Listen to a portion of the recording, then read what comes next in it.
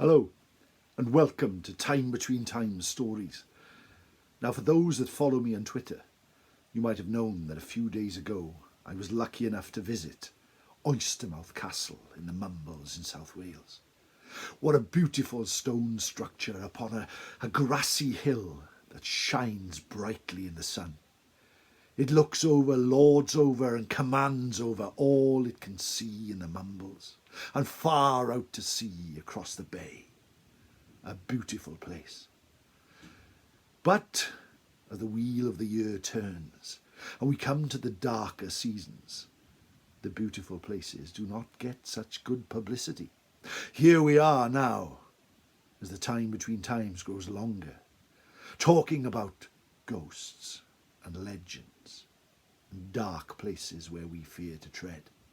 So today I'm going to tell you about the White Lady of Oystermouth Castle, one of the most famous ghosts in all of Wales. She has been seen many times over the years in many places in the castle by many different people. But today I will attempt to find where she came from, why she's there, and why she chooses to appear sometimes at the time between times when visitors arrive at the castle and without expecting anything turn around and see the White Lady. So let us begin. Let us forget the woes of the day. Let us put behind us any bad thoughts that have happened, and let us sit and relax at the time between times.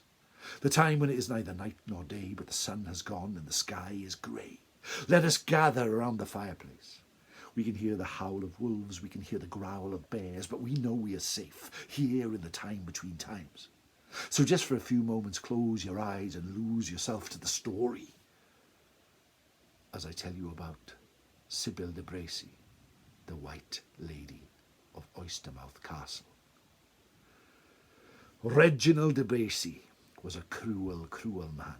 He was a lord of Gower and the lord of Oystermouth Castle, and he was lord of what is now Mumbles and all the area around. Very cruel in his stone castle atop the hill at Oystermouth. He would have visitors whipped. He would have the villagers punished for no reason whatsoever, as he held great feasts for the Norman lords that ruled over Wales at that time. But in the year 1215, all was not well for Reginald de Bracy. Many of the people living around had gathered in rebellion.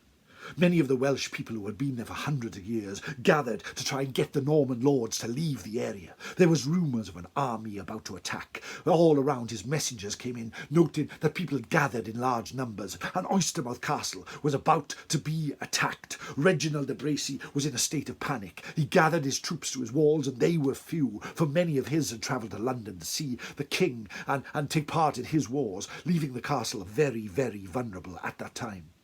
The weather at this time of year grew darker and darker as All Hallows Eve was looming in the future. But Reginald was hopeful that he would achieve victory, and he would achieve victory with the help of some of his servants. In the castle there lived a monk called Hugh Avanc, a Welshman who had lived for many years in the area, but served the church in the castle and was a pious man. But Hugh had a certain skill which people would come from miles around to see and hear him speak of. Every day he would walk along the battlements, looking to the skies and taking notes, for it was said that he had a kind of prophecy, which of course was unusual for a monk, a kind of prophecy where he could foretell which weather would be coming the way of the castle. He would look to the clouds and sniff to the air and use some strange instruments and say whether it would rain, whether it would storm, or whether it would be sunny. And he was always ably assisted by Reginald's daughter, Sybil de Bracy, who would help him in his studies, and they would travel for hours over the castle ramparts. And although Reginald did not like this monk, although Reginald treated him cruelly and spoke ill of him, he trusted what he said. for this was a fishing village, and having someone who could tell the weather was invaluable. Anyway, on this day, Reginald's messengers appeared at the castle, rushed up the hill, and said to the Lord, my Lord, the Welsh, the Cymry are gathering. They should be here tomorrow, and the castle could be under attack. It could be under attack, and we have very little soldiers to defend it. What shall we do, my lord? Reginald sat in the banquet hall. He looked around him at the stone walls that stretched up, at the dank innkeep of Oystermouth. He did not know where to go, where to turn, but then he thought, we could escape. We could get out tomorrow and leave on a boat and travel over to Devon and escape that way. Or I could summon more troops from the nearby lords and the nearby castles. If only we had a day in which the Welsh could not attack. How can I tell this? I know. Hugh Avank. Call the monk to me, call Hugh Avank. Let's see what he can say about what will happen with the weather tomorrow. If we can be free for one more day, then maybe victory can be ours. Messenger, go to all the nearby lords and summon all the troops we can. We must hold this castle, and we must hold this castle for at least a couple more days until the rest of our army can return. Now go! The messengers all ran away. Reginald summoned Hugh, who came to the hall and bowed in front of the Lord. My lord, you have summoned me. What is it you want? I do not trust what you say you can do. But the people around here say that you can foretell the future about the weather. And my daughter, who walks the ramparts with you, spends many hours wasting her time like this. But I want to know, will the weather be clear tomorrow? There is an army coming here, and I fear we will be under attack. Will the weather be clear tomorrow? Will the army be able to come up the hill and assault us? Or do we have one more day? Should we escape? Should we go, or should we stay? Please, I need your assistance. Very well, my lord. Very well, said Hugh Avank. Give me an hour, and I will tell you whether we will be under attack tomorrow, or whether the weather will be too ill for that to happen. Hugh Avank climbed to the top of the battlements, and there he stood, waiting, looking at the air. Sybil de Bracy stood with him. What do you think? Is my father right to worry? Is my father correct to be concerned? Will there be an attack? What do you think?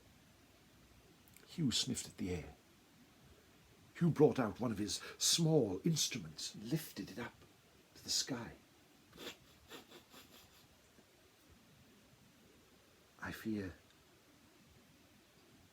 I know that there will be no attack tomorrow.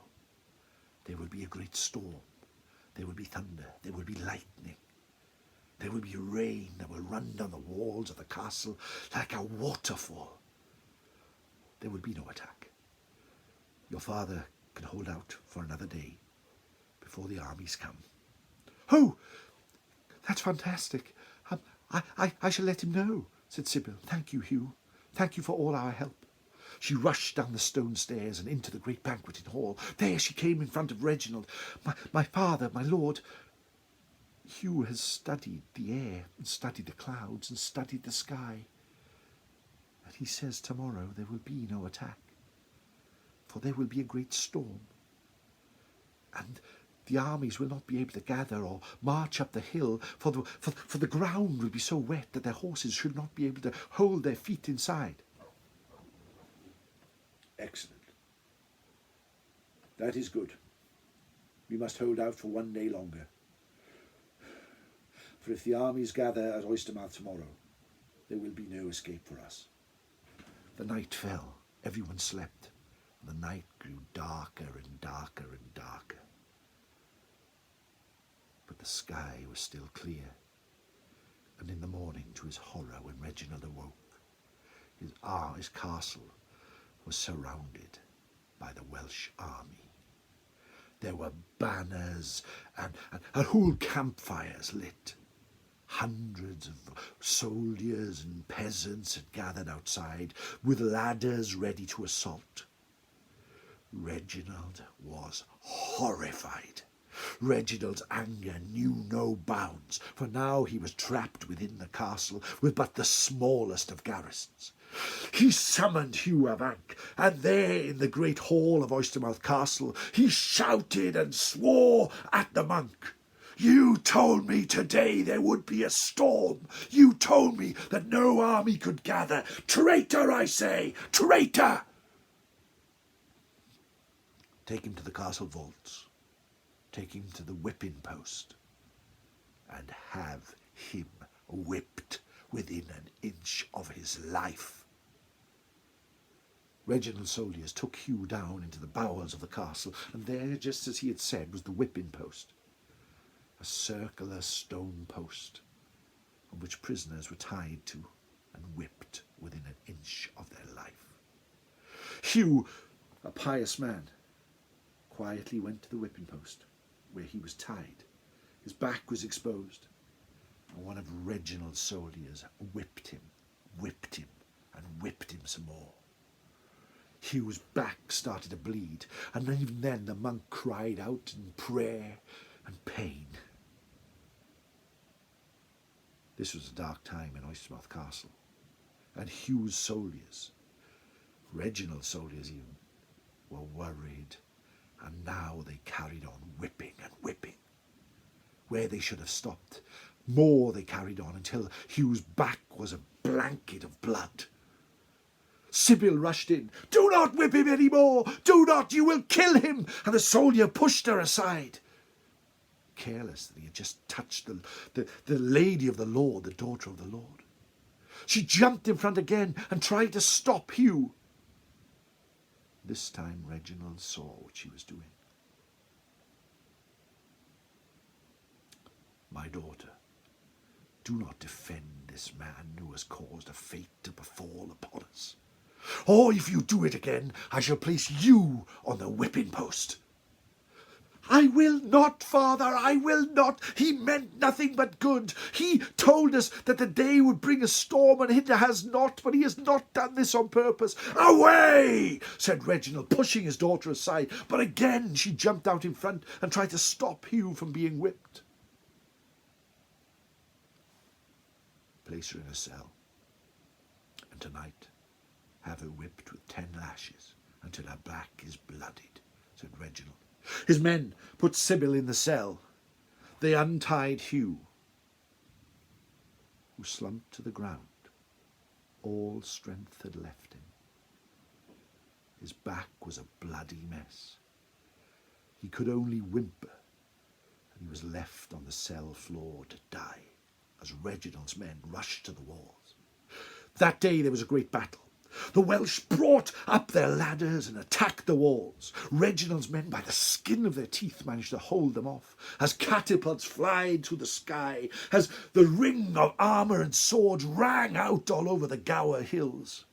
Many of his men fell to their doom, but Reginald's men just about held. He knew that this night was the last night that he would be Lord of Oystermouth, for tomorrow the walls would surely fall. His anger again knew no bounds, and he summoned Sybil to the whipping post. "Do not disobey me again, my daughter. Have her whipped right now." Outside the night fell, and the campfires of the enemy could be seen.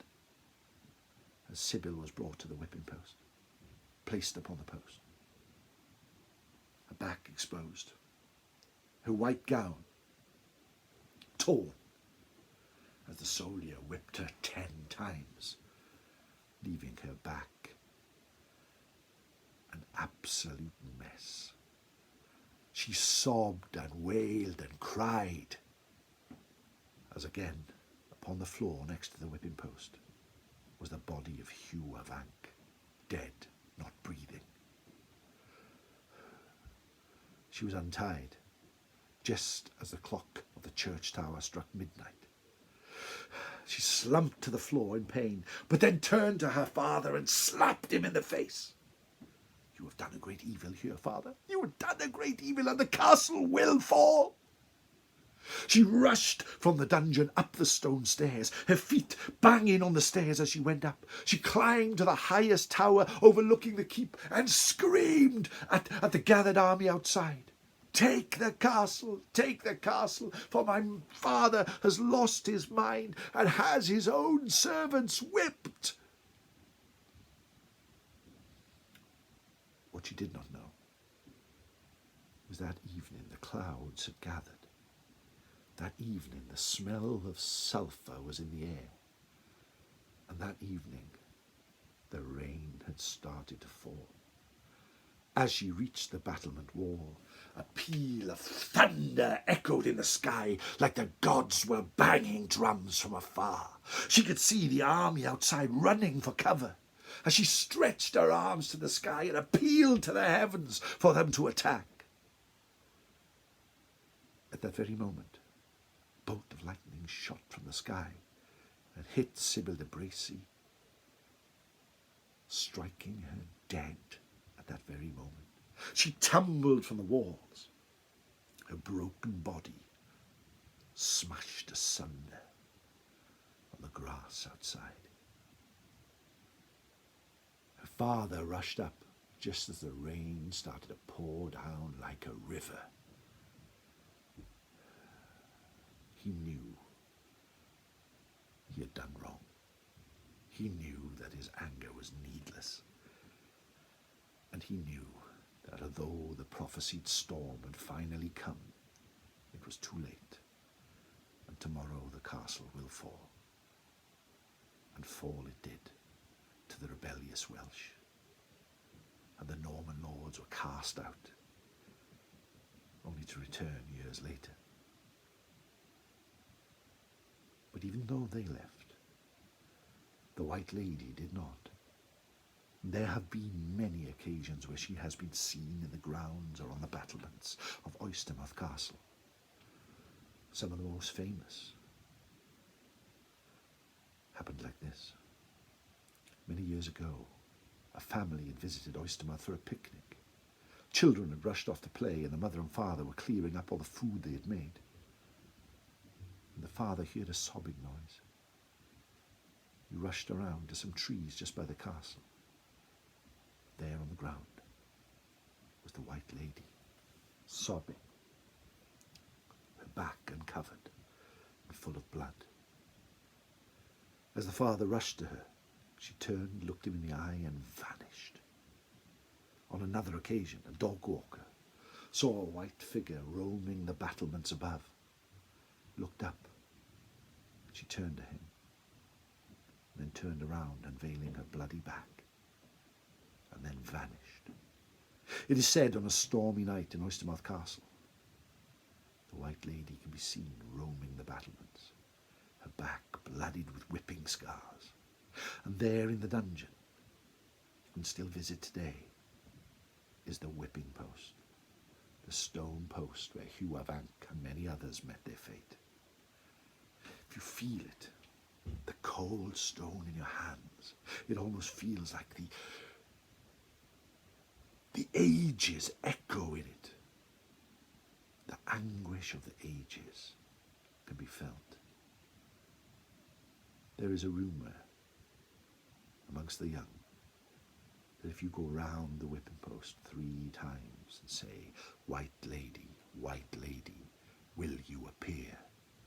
White Lady, show yourself to me. The ghost of Sybil de Bracy will appear in front of you. Whether this will happen, I do not know, but I do know that the White Lady still roams the battlements and the grounds of Oystermouth Castle, to be seen by many people and sought by many more. That, my friends, is the story of the White Lady of Oystermouth. Thank you ever so much. I hope you enjoyed. Please hit the like button and leave a lovely comment if you can, and subscribe if you feel you should. I will see you again next week at the time between times. Enjoy. Take care. Nostar.